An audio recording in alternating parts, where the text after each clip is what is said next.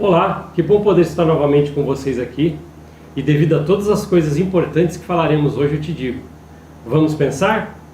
Estou aqui novamente com a terapeuta Bia, que sempre apresenta comigo aqui. E aí, Bia, como é que tá as coisas hoje? Tudo bem, Paulo, e você? Como é que você tá? Bem. Animado para mais um programa? Tô, viu? É um momento legal, né? A gente poder estar aqui, compartilhar e já falar das coisas que a gente gosta bastante, né? Sim, né? E tem bastante perguntas hoje para a gente poder tentar responder, né, da melhor forma possível e poder tirar a dúvida dos telespectadores. Isso, né? Já deu para ver então que a gente vai responder algumas perguntas hoje, né? Sim. Antes disso, Bia, só queria mandar um alô para uma pessoa e sua família, né? Me encontrou na rua, nosso prazer, né? Quem me aborda, não tem problema nenhum, se você me vê na rua, pode vir conversar comigo. O Aislan, né? Falou comigo e falou da sua família, que sempre são telespectadores da MDTV, com sua esposa Sandra e o seu filho João Vicente, que sempre está ligado nos desenhinhos que passam na MDTV. Então um abraço para a família do Aislan aí, a esposa Sandra e o João Vicente, seu filho. Tá? Obrigado por assistir a gente, viu? A gente fica muito lisonjeado. Muito legal, viu? Então tá dado um abraço aí, um reconhecimento aí por vocês, com todo o carinho, né, que às vezes nos abordam por aí, né, nas ruas, e também como um telespectador assíduo da TV. Né? Sim. Legal. Bia, então o que a gente fez? A gente pegou um compilado de principais perguntas a respeito de psicanálise, né, e a gente vai trazer aqui hoje já para debater. E eu percebi que quando a gente estava preparando esse tema, provavelmente vai desencadear em algumas pessoas que estão ouvindo aí muita curiosidade por isso. Lembrando que a psicanálise, né, e as coisas afins que a gente fala aqui, para você ficar pensando aí. Então, realmente, acabou o programa Vamos Pensar, é para você ficar lá assim, nossa, olha o que eles falaram hoje, pô, consigo pensar um pouco mais, aumentar a minha percepção sobre mim mesmo, né, as coisas que a gente traz aqui. Então, essas perguntas eu acredito que vai ser nesse cunho aí, né, Bia? E o que você acha? Então, vamos começar? Bora lá. Então, vou deixar com você a primeira pergunta aí, pelo menos para falar, e a gente começa a debater sobre ela. Bora? Tá, então aqui já me perguntaram, né, o que o não cuidado com a autoestima pode desencadear? Que o não cuidar. A autoestima é uma coisa importante, já fizemos um programa aqui, Bia, só sobre autoestima. Agora, se ela não cuidar, é um grande problema, hein? Você acha que compensa? Vamos recapitular um pouquinho sobre a autoestima, só para a gente responder essa pergunta. A autoestima é você estar bem com você mesmo. Você olhar para dentro de si, gostar do que vê, né? Você gosta do que você vê, e com isso você impulsiona você a ter atitudes melhores, mais otimistas com você mesmo. É o gostar de você. Eu tenho uma boa autoestima, olho no espelho e gosto do que eu vejo. Então, isso é uma, assim, simplesmente falando, é uma autoestima. Agora, na pergunta aqui, Bia, que você leu, o que o não cuidado com essa autoestima pode desencadear? O que pode desencadear com isso, Bia? Insegurança, problemas emocionais, falta de confiança em si mesmo, que daí pode até afetar a sua área acadêmica e profissional.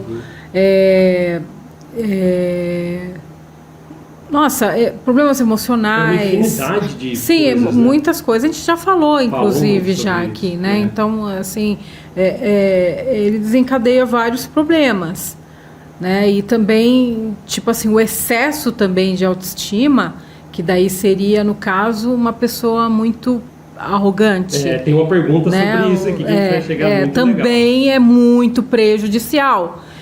Tanto a baixa autoestima como o excesso de autoestima em si, ele dá até problemas sociais. Uma pessoa de baixa autoestima, ela tem às vezes a insegurança de sociabilizar, porque ela sempre está se preocupando com o que os outros estão pensando dela. Ai, eu sou toda errada, ai, eu tô ruim, ai, eu tô feia, ai, eu não sei falar direito. Ai, e daí, tipo assim, te inibe a você, às vezes, sociabilizar. Você fica quieto no seu canto, você mesmo, meio que se anula, né? Então, assim, tudo tem que ter um equilíbrio. Sim. Então, aquele fato de quando você olha no espelho, já não gosta mais do que você vê, você não se sente uma pessoa importante em sua vida, sendo você tendo que ser o personagem principal da sua vida. isso é uma coisa que você tem que parar para pensar que algo já está errado se você pensar dessa forma. Eu não sou tão importante. Como não? Eu sou o personagem principal da sua vida. A baixa autoestima está começando aí, então está afetando a autoestima. E isso é importante lembrar, Bia, que a gente já falou aqui, que a escadinha que leva à depressão, só para relembrar, ela começa com a autoestima. Com a baixa autoestima. E isso, eu já não estou gostando de mim, já sou uma pessoa que eu não estou legal, talvez eu não sirvo mais para muita coisa. Olha só o pensamento que a pessoa está tendo sobre ela mesma. Isso já parte, não cuidei. É para perguntar o que acontece, né? Porque desencadeia se eu não cuidar da minha autoestima. Você pode ter uma baixa autoestima, com isso você partir para o caminho da depressão. Então isso é muito ruim, porque da autoestima parte para a ansiedade. Da ansiedade chega a depressão, é a escadinha. Então se você já está nesse fator aí, autoestima, e identificando algo que não está bom com isso, já é hora de procurar ajuda, né, Bia? Sim, sim. Então procure ajuda o mais rápido possível, porque às vezes você não entende o porquê você não gosta de você, mas pode ser uma baixa autoestima chegando aí, e realmente, não cuidando, você pode desencadear muitas outras coisas, como a terapeuta Bia disse aqui, né? Bia, tem uma outra pergunta aqui, hein? Você está com Sim, sim. Ser uma pessoa religiosa ajuda emocionalmente? Boa pergunta, hein?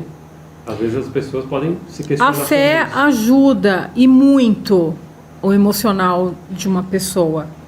Agora, aqui como fala, uma pessoa religiosa, né? Ou seja, a religião ajuda.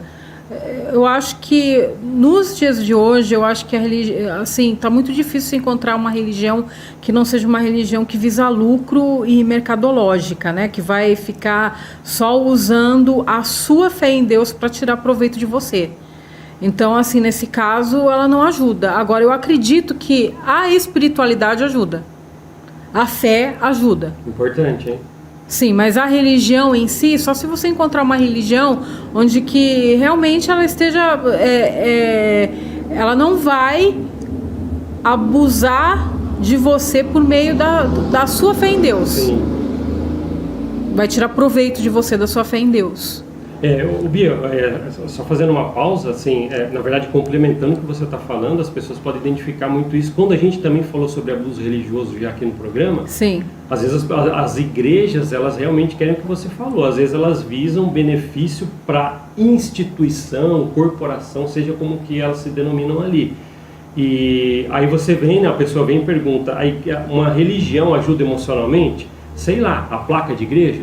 Talvez a placa de igreja não vai ajudar ninguém de verdade. Às vezes piora. É muito questionável eu já vi né? piorar a condição da pessoa dentro da denominação religiosa por meio do tipo, da forma como é pregada as coisas ali, as crenças, enfim, né? Às vezes a forma meio deturpada que a pessoa é ensinada, ela piora em vez de melhorar. Né? Ela começa às vezes a ter um comportamento, sabe aquela arrogância religiosa? Sim. Sabe, de se achar superior aos outros só porque ela é de uma denominação e as outras não. Então, tipo assim, só eu que vou me salvar, só eu que estou na igreja verdadeira, os outros, coitados, os outros vão tudo para o inferno, né? Todos eles estão perdidos. Sabe, isso é muito ruim. Já não ajudou emocionalmente. Já não ajudou emocionalmente, não. Agora, eu acredito que a espiritualidade ajuda e muito. Eu acredito que a fé em Deus também ajuda e muito o emocional de uma pessoa. Ajuda na esperança, ajuda de ter um propósito, ajuda de ter um desejo de querer ser uma melhor pessoa. Entendeu? Agora, o problema é que muitas vezes quando você segue uma denominação religiosa, achando que os interesses da dominação é o que vai salvar você e toda a humanidade, daí é complicado, porque hoje eu vejo mais como uma empresa que visa lucro. Eu acho. A não ser que tenha alguma denominação que realmente tenha líderes que se interessem e se comprometem com a espiritualidade dos adeptos. Sim. E não só em querer lucrar em cima dos adeptos. Aí quando a gente fala que parece ser uma coisa forte, e eu concordo muito com você, Bia, esse mercado das religiões, Isso acontece. Então, se você vê que você faz parte desse mercado, pelo menos se pergunte uma coisa: está te fazendo bem? É uma coisa que a gente debateu antes de vir para o programa, que eu e a terapeuta Bia. A gente comentou sobre isso, né, sobre essas perguntas, e chegou nesse ponto. Peraí, se você está em um lugar que a gente já fala que pode ser um mercado da religião, mas está se sentindo bem, sei lá, avalia a sua vida, mas está se sentindo bem? Tá bom, então talvez é a sua maneira de se sentir bem. Mas se você não está se sentindo bem num lugar como esse, mercadologicamente, na religião falando, saia. Tá bem, fique. Tá ruim, saia. Então o recado é bem direto aqui. Agora, não somos contra igrejas, né, Bia? Até não, porque às vezes você pelo pode estar em um lugar com líderes, como a terapeuta Sim. Bia disse, Sim. líderes religiosos preocupados genuinamente. Acredito que tenha. Então, às vezes a pessoa fala, não, mas meu líder religioso cuida tão bem, não visa o lucro. Às vezes você tem uma visão sobre isso e enxerga isso lá. Então aí já é a particularidade de lá. Porque a religião, ela ajudou a perpetuar bons princípios para a humanidade. Ela controlou as pessoas. Os direitos ficarem, iguais, que todo mundo é igual, os direitos, né, o direito de descanso que você trabalha, por exemplo, aqui no Ocidente, graças à religião, a gente consegue trabalhar de segunda a sábado, segunda, né, e tem um tempo de descanso, né, isso aí já é bíblico, né, o 7, como é que é? 6 dias trabalharás, o 7º descansarás, uma coisa assim, né, então isso é muito bom. Né? Porque a gente sabe que no Oriente as coisas não são assim. A pessoa é praticamente uma escrava. E tem pessoas que estão querendo acabar com isso, né? Sim. Então a gente tem que ver que o cristianismo em si, ele trouxe muitos benefícios para a humanidade. O problema é que tem pessoas que usam o nome de Deus para fazer um mercado. Um mercado muito, vamos dizer assim, ganancioso e egoísta, que não tem nada a ver com o cristianismo, né, o pregado, né, com o que Cristo ensinou, de verdade, de fato. Isso é importante. Ô Bia, e você comentou uma coisa no começo aí da resposta dessa pergunta, sobre buscar a própria espiritualidade, a diferença que tem. Eu estar em uma igreja pela placa, ou vi uma placa escrito religião tal, entrei e virei adepto. É muito diferente da espiritualidade interna, né? Tipo assim, a religião é como se você estivesse dentro de uma caixinha, né? E você é como se fosse um cãozinho adestrado, né? Eles vão falar tudo que você tem que fazer e você vai seguir tudo bonitinho, do jeitinho que eles querem que você faça. Agora, a espiritualidade, ela é mais ampla, ela é mais liberta. Ela faz você aprender com os seus próprios erros e com os seus próprios acertos, com suas próprias escolhas e com suas próprias experiências. Você que vai, é como se fosse um laboratório ali, você que vai descobrir. E isso traz mais sabedoria do que você ser um cão adestrado. Porque o cão, ele não sabe por que ele está fazendo, ele só está lá, é um animal adestrado, é um macaquinho de circo. Ele é treinado assim. Então, às vezes, ele faz a coisa certa pelo motivo errado. A espiritualidade, ela treina você a fazer as coisas certas por um bem nobre, por uma causa nobre, por um propósito nobre, não só porque um líder mandou você fazer, ou porque eu estou preocupado com o que as outras pessoas vão pensar, ou porque eu tenho que mostrar que eu sou boazinha, que eu sou perfeita e que eu sou imaculada. E a espiritualidade não, você não está muito preocupado com o que as outras pessoas vão pensar de você. Você está preocupado sobre quem é você de fato. E você vai trabalhar para isso. Quem sou eu? Quem sou eu, na verdade? Então você vai trabalhar para isso. Você não vai preocupar com o que os outros vão pensar, a sua... não que a gente não tem que se preocupar com a nossa imagem, não é isso que eu estou querendo dizer. Mas assim, você não vai estar correndo atrás de plateia, entendeu? Você não vai estar atrás querendo ser estrela, entendeu? Você vai buscar a sua essência, o seu autoconhecimento, ser uma pessoa melhor. E ajudar as pessoas que estão ao seu redor da melhor forma possível. Mas primeiro sempre trabalhando você mesmo. Legal. Boa resposta, Bia. Acho que concordo 100% com o que você disse. E buscar a própria espiritualidade, né, para aquela pessoa que está se sentindo um peixe fora d'água dentro de alguma religião, né, agora da placa de igreja, que ela entrou e virou adepto, me sentindo um peixe fora d'água, talvez pode fazer um teste de buscar a própria espiritualidade. Eu queria deixar aqui, Bia, talvez você vai até lembrar quando eu falar, de um livro, né, de uma pessoa que a gente conhece, né, ela se chama Gláucia Ceciliato. Ah, sim. Eu acho que todas as pessoas têm que ler esse livro. Conhecer, né? O Pulsar de Luz. Fantástico. Imagine uma pessoa, né, eu falo muito isso no meu podcast, o podcast Mormon Ova, dá uma olhada lá para quem quiser saber, que eu falo sobre abuso religioso ali. E ela viveu décadas dentro de uma religião dessa que a gente está falando, até que em algum momento ela falou, poxa, eu não vou mais viver dessa forma. Ela despertou. Ela falou, não, peraí, eu não posso mais viver dentro da caixinha, como você disse, Bia. E ela falou assim, eu preciso encontrar um outro meio da minha ligação com algo superior, ou algo que me preencha, que foi buscar a própria espiritualidade. E ela registrou isso em um livro. E o livro se chama Pulsar de Luz, né? Então, procurem o livro Pulsar de Luz. Gláucia Ceciliato. Fantástica. Vocês vão ter uma ótima leitura a respeito de espiritualidade, alguém que fala sobre isso com propriedade, né? Sim. Por isso que tá vendo, a espiritualidade você busca, né? Às vezes é mais complicado, é mais difícil mesmo, porque às vezes você vai buscar conhecimento, bons princípios. Na igreja você encontra? Claro que você encontra. Mas mais a fundo, às vezes você vai ter que buscar em livros. Né, vários livros, né? Lógico, a Bíblia é importante, sim, ela é riquíssima em conhecimento, tanto histórico, quanto fisiológico, quanto filosófico, enfim, ela tem tudo ali, psicológico, ela tem tudo que você possa imaginar, ela tem dentro da Bíblia. Eu acho um livro fantástico.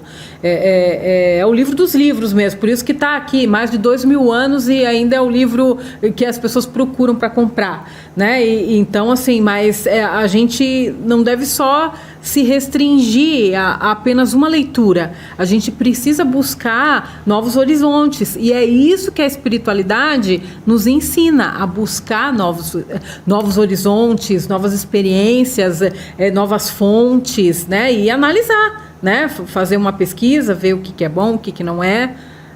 Eu acho que é bem por aí mesmo, né? Nossa, legal. Muito, muito bem.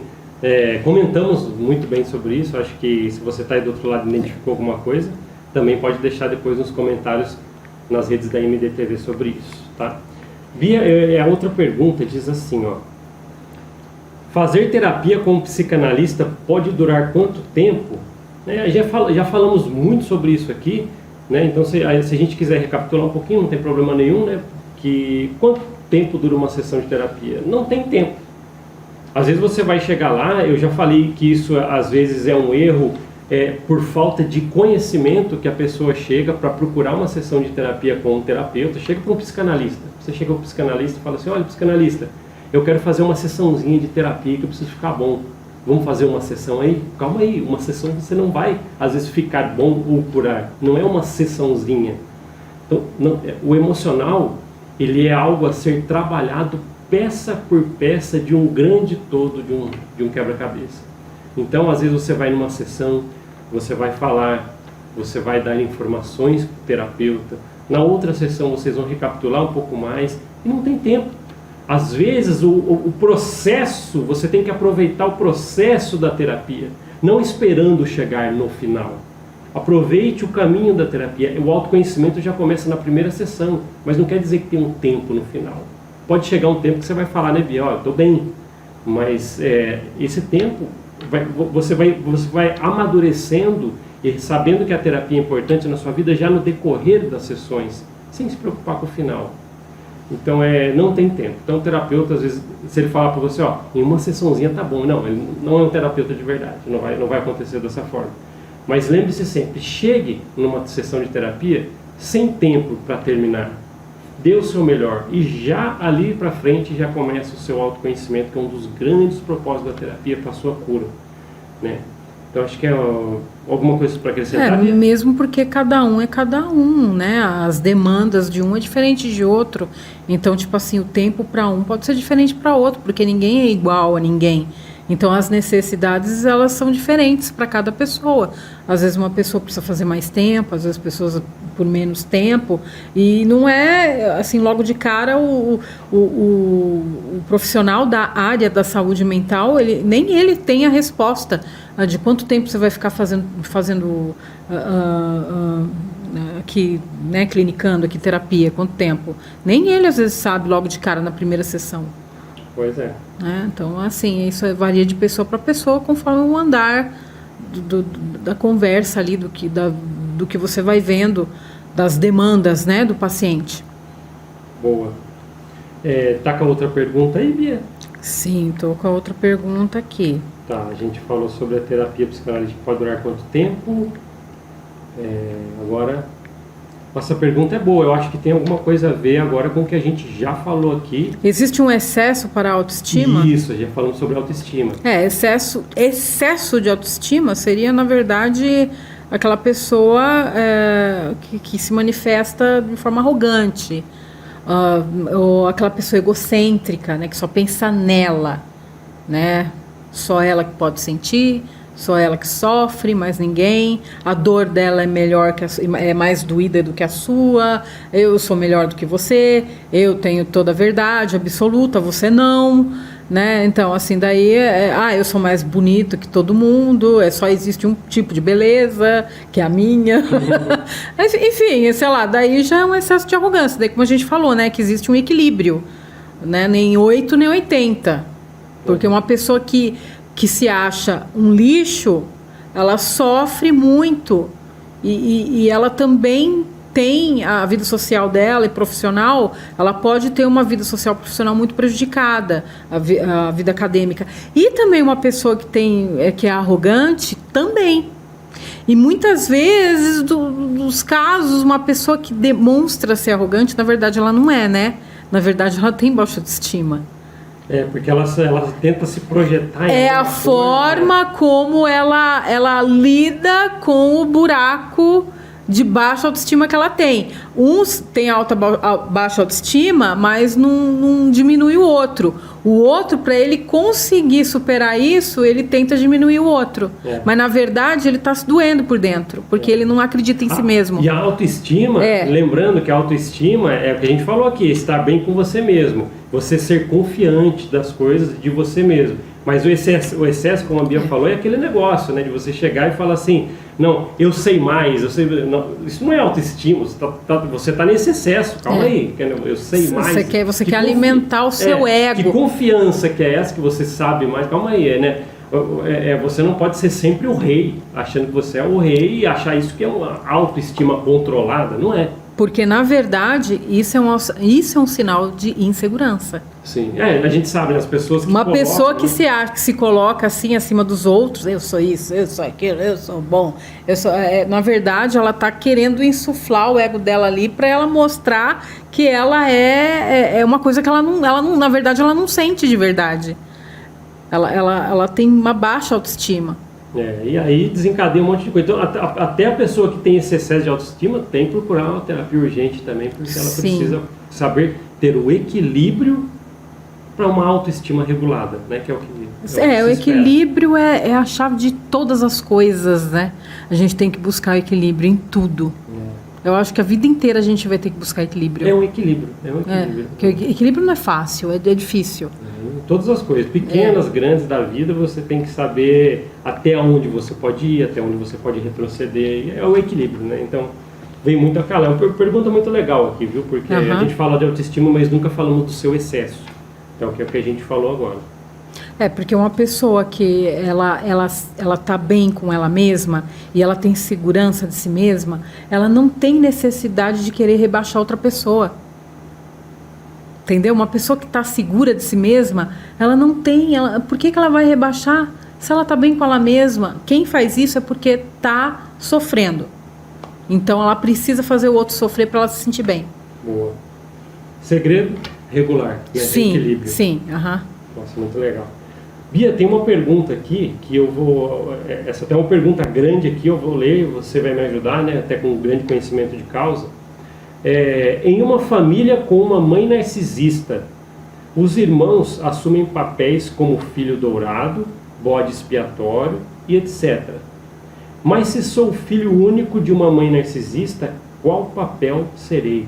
Olha a complexidade dessa pergunta, Bia. Até falou informações que dentro de uma dinâmica de família narcisista, e tem todos esses papéis ali distribuídos, dourado, bode expiatório, tal, triangulação. Aí a pessoa falou assim, mas se eu sou filho único, qual papel eu vou tomar nessa pegada aí? Tá, então, vai ser de acordo com o que for conveniente para a mãe narcisista. O papel do filho único que ela vai colocar vai ser de acordo com o que for conveniente para ela no momento. Então, ou seja, provavelmente essa criança, né, se caso mesmo a mãe tiver um transtorno de personalidade narcisista, ou o pai, né, porque isso comete tanto pai quanto mãe, é que a dinâmica é um pouco diferente. Mas, por exemplo, se for no caso, vamos falar da mãe, vai ser conveniente de acordo com ela, ou seja, a criança vai passar, ela vai sentir e vai passar por vários tipos de dinâmicas da mãe. Porque uma hora vai ser o queridinho, o dourado, o precioso, o tesouro. Daí vai chegar uma fase, que geralmente é a fase da adolescência, né? Que daí já não é mais o tesouro, já é o capacho, o insuportável, pedra no sapato, a mosca na sopa, entendeu? Essas coisas assim. E essa criança ela vai passar por várias fases. Ela vai ser de tudo um pouquinho, provavelmente. Vai ser de acordo do que é conveniente para a mãe, no momento. Sim. Bia, para quem está ouvindo do outro lado da telinha aí, está querendo entender o que é esses personagens, o que você lembra agora? Quais são os personagens dentro de uma dinâmica narcisista? Os filhos podem ser o dourado, o bode expiatório, o invisível, o tanto faz. Então, é que geralmente nas famílias é comum, cada filho, ele tem às vezes inconscientemente, a família, ela põe, inconsciente, tá? Às vezes não é consciente, é inconsciente, é de acordo com a necessidade do inconsciente dos cuidadores ali, da mãe no caso, né? Ela vai, cada filho vai ter uma função. Entendeu? Então, provavelmente, um vai ser o dourado, o outro vai ser o bode expiatório, que é o que leva a culpa de tudo. Dourado é o queridinho, né? O dourado é o queridinho, o exemplo, o perfeito. Às vezes nem é exemplo, mas é que a mãe é o preferido da mãe, é o que ela queridinho. Nomeou, entre aspas, o conceito dela de narcisismo. Só que essa dinâmica ela pode mudar. Às vezes o dourado, com o passar do tempo, ele não vira mais dourado. E às vezes o bode expiatório pode ser o dourado. Entendeu? Daí vai de acordo com o que for conveniente para ela. Então vamos lá, filho dourado queridinho, bode expiatório, que sempre leva as palmadas. É o capacho, é a ovelha negra da família, é o que está sempre errado, entendeu? É o ingrato, é o burro, é o mentiroso, entendeu? Daí tem o tanto faz, que é aquele assim que às vezes é o invisível ao mesmo tempo, porque ninguém, todo mundo esquece dele, não está nem aí, tanto faz, entendeu? Então, tem essas dinâmicas, infelizmente. Então, e como você... Não é todas as famílias, tá? Isso aí é do caso de quem tem transtorno de personalidade narcisista. Isso, né? Tá? Nessa dinâmica aí. Nessa dinâmica. Não estou querendo generalizar todas as famílias. Tá? Entendi. Então, e como você respondeu muito bem, se uma pessoa é filha única, né? Ele pode experimentar todas as dinâmicas, ele pode... Ou às vezes ele pode experimentar uma ou duas delas. Geralmente quando um filho único e é de uma mãe narcisista, às vezes na infância ele vai ser criado numa bolha. Sabe assim, aquela ultra mega proteção excessiva que prejudica até o desenvolvimento dele, a capacidade de fazer as coisas, autonomia para fazer as coisas. Ele fica extremamente dependente da mãe para fazer as coisas. A mãe quer que ele seja dependente mesmo, para ela fazer tudo para ele ter uma codependência, né? Uma dependência emocional da mãe ali. Então, para que quando ele crescer, ele vai continuar sendo dependente da mãe. Porque a dependência, o que ela faz? Ela é uma espécie de prisão. Você não tem liberdade para fazer tudo o que você quer, tomar as decisões como um adulto. Você sempre vai estar correndo atrás da sua mãe para ela intervir na sua vida. E é isso que ela quer, porque ela quer ter controle. Ela quer ter controle de você. Então ela quer mandar até com quem você vai se relacionar, até, mas não tô falando assim no sentido assim, da mãe, do pai que se preocupa, né, com o filho, com a filha, de, sei lá, se relacionar com alguma pessoa de má fé, mal intencionada. Eu tô falando de uma preocupação no sentido assim doentia. Entendeu? No sentido ela não está preocupada, na verdade, com o seu bem-estar. Ela está preocupada em satisfazer os interesses pessoais dela ali. Entendeu? Fazer os gostos dela ali. E não assim, preocupada, se minha filha tá com um bom elemento, tá com um mau elemento, entendeu? Mas ela fala que é uma preocupação assim, mas na verdade não é. No fundo mesmo, ela quer só mandar na tua vida, entendeu? Ela quer controlar você para satisfazer o ego dela, os interesses dela. Ela quer sentir o controle ali. E não é aquela preocupação realmente de querer ver você feliz, entendeu? Envolve controle, envolve muita dinâmica Sim, mesmo. sim, porque muitas vezes uma pessoa que tem transtorno de personalidade narcisista, ela pensa assim, geralmente são pessoas, tá? Tem muita pessoa que sofreu. Geralmente, se você pega uma mãe de transtorno de personalidade narcisista, se você vê a vida dela, o passado dela, são pessoas que sofreram muito. É iminente. Só que isso acabou afetando tanto o perfil da selfie delas, do comportamento delas, que elas acham que por ela ter sofrido demais, então ela acha que o meu filho e minha filha têm que sofrer tanto quanto eu, porque eu sofri, então eles vão sofrer também. Então, assim, tá vendo? Ela começa a ter um desejo extremamente egoísta, né? O que é uma mãe saudável? Cara, eu sofri. Eu tive um passado doloroso, mas eu quero que minha filha tenha agora uma vida diferente da minha.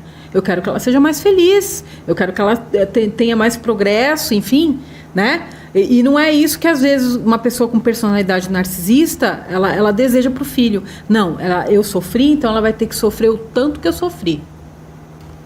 É totalmente um sentimento extremamente egocêntrico, egoísta, né? Maldoso. Só porque você sofreu, então todo mundo tem que sofrer. Entendeu? Então ela acaba sendo dura com o filho porque ela tem que... Eu falo assim, você tem que sofrer igual que eu sofri. Na sua resposta, Bia, você já falou muito bem da dinâmica e envolveu já um pouco do assunto da mãe narcisista. Muito legal você ter falado isso, porque já veio com muitas mais informações do que a própria pergunta pediu. Então foi muito bom, bem esclarecido até. Legal, viu, Bia? Obrigado até pela sua resposta. Tem uma outra pergunta aqui, Bia, que eu acho que envolve algumas coisas aqui muito interessantes. Por exemplo, tem a tal da lei do retorno, que as pessoas falam, a lei do retorno, um dia você vai pagar para o que você fez, ou algo assim. Mas olha só essa pergunta que a gente trouxe, eu vou ler ela aqui, Bia. O que a psicanálise diz sobre a lei do retorno? Se a pessoa fizer mal para alguém, como será o retorno desta atitude para essa pessoa de acordo com a psicanálise? Essa é interessante, viu? Porque a psicanálise ela já sustenta, né, se ela parar para ver mesmo, que ela não sustenta uma lei do retorno daquela que é pela crença, mas casa muito com isso, né? Olha, a causa e efeito existe. Todo comportamento, toda atitude tem uma consequência. Isso é inevitável. Isso não é só uma questão de religião, isso não é só uma questão de crença, isso é real. Então, o que você faz vai ter uma consequência. Às vezes pode demorar, né? Pode ser cedo ou tarde, mas vai ter. Então, por isso que você não pode ficar fazendo mal para as pessoas.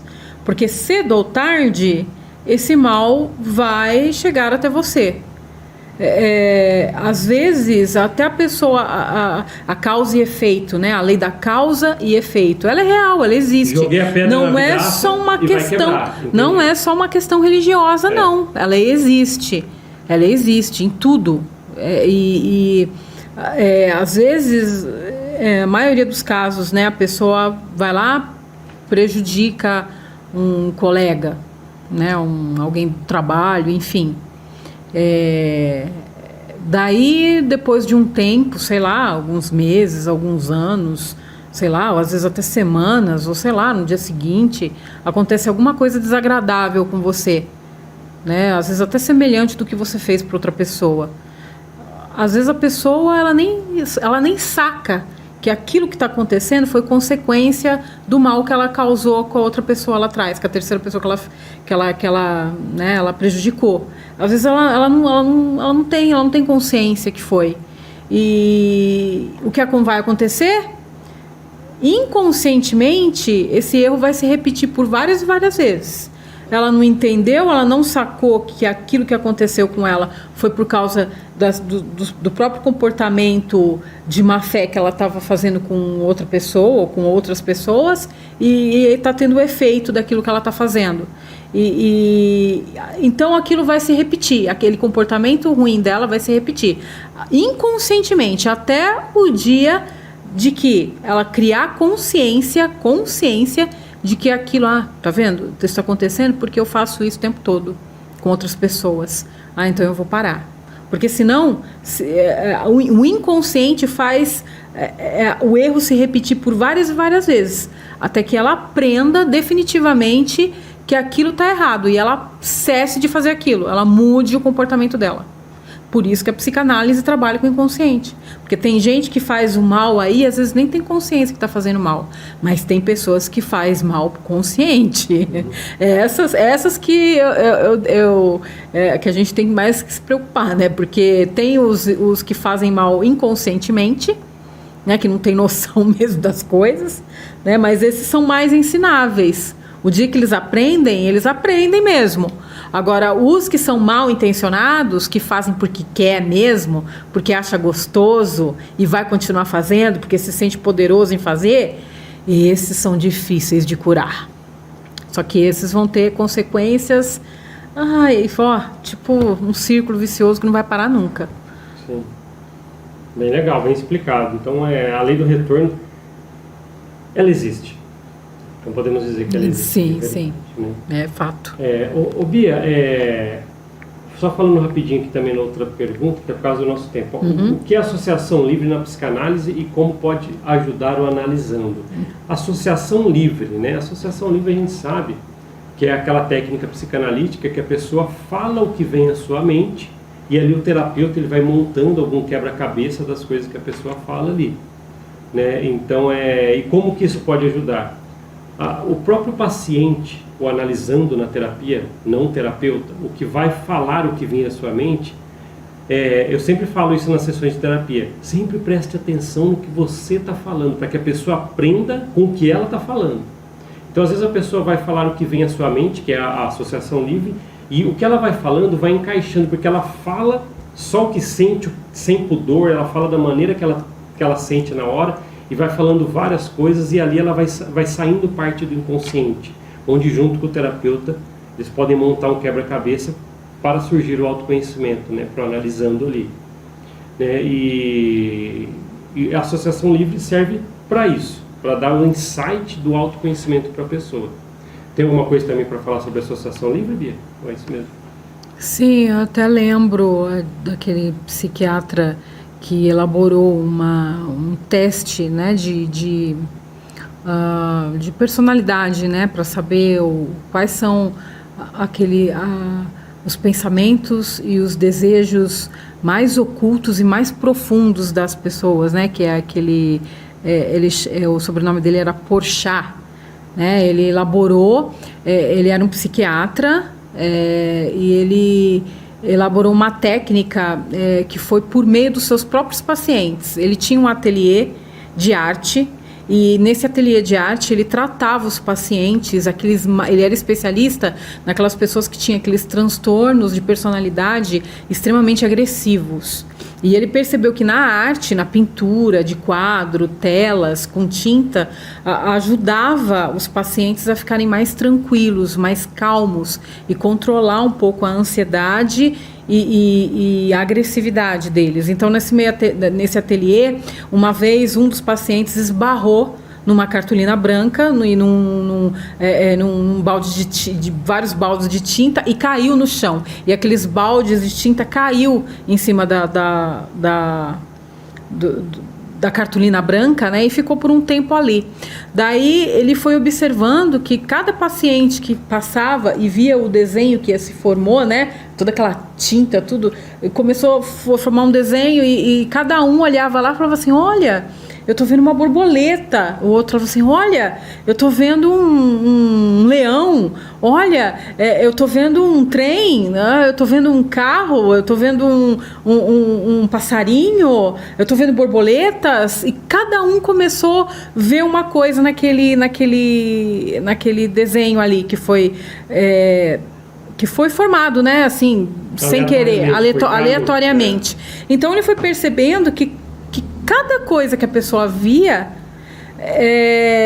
com muitos estudos, né, que era algo que ele poderia decifrar na mente da pessoa, né? Então, assim, daí ele formou vários desenhos, ele pegou vários desenhos, sabe esses desenhos que a gente faz na tinta, assim, aleatoriamente, você dobra o papel e faz assim, daí fica um formato, tá? Então, daí tem vários, ele escolheu, parece que foram 9 desenhos, né? E cada desenho ele usa para essa técnica para poder decifrar a personalidade e o que tem mais os desejos mais ocultos e obscuros e sombrios e mais profundos que tem dentro da pessoa. Tanto é que esse teste foi usado quando a Susana Richthofen, sabe aquela moça novinha que matou os 2 pais, né, que assassinou os 2 pais, acho que foi na década de 90, né, foi utilizado nela para saber se ela ainda, saindo do presídio, né, ela ainda tinha desejo de matar pessoas.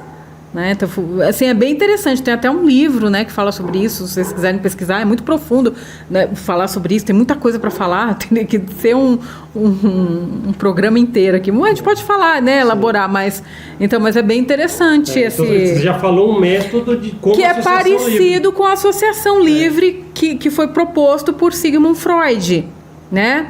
É bem semelhante ali. E o interessante é que todas as figuras que foram escolhidas por esse psiquiatra, Porchat, foram figuras feitas para os próprios pacientes dele, entendeu? Que ele escolheu a dedo. Nossa, interessante. Legal, viu, Bia? Veio de encontro com a Associação Livre, mais o método. O método é o nome dele, né? Porchat. Porchat, é o método Porchat. Mas não é o Porchat, o humorista, não. Humorista, se escreve P-O-R-S-C-H-A e C-H no final, uma coisa assim. Nossa, interessante. Ele era, se não me engano, era da Suécia. Era um psiquiatra da Suécia. Nossa, legal. Se não me engano, Suécia ou Suíça, agora eu confundo. Mas... É um método bem legal que você trouxe, que casou com a Associação Livre, que parece a Associação Livre por imagens. É parecido, é o mesmo conceito, sim, só que é usado as imagens, né? Legal. Bia, chegamos ao final do horário aqui, né? Estamos estourando aqui, mas foi bom papo hoje, não foi? Sempre bom, né? Também adoro, né? Então, que legal a gente poder estar aqui compartilhando essas coisas com todo mundo aí. Certo, então, Bia? Ok, Paulo. Então, tá bom. Devido a todas as coisas importantes que falamos aqui hoje, eu te digo, vamos pensar? Até mais.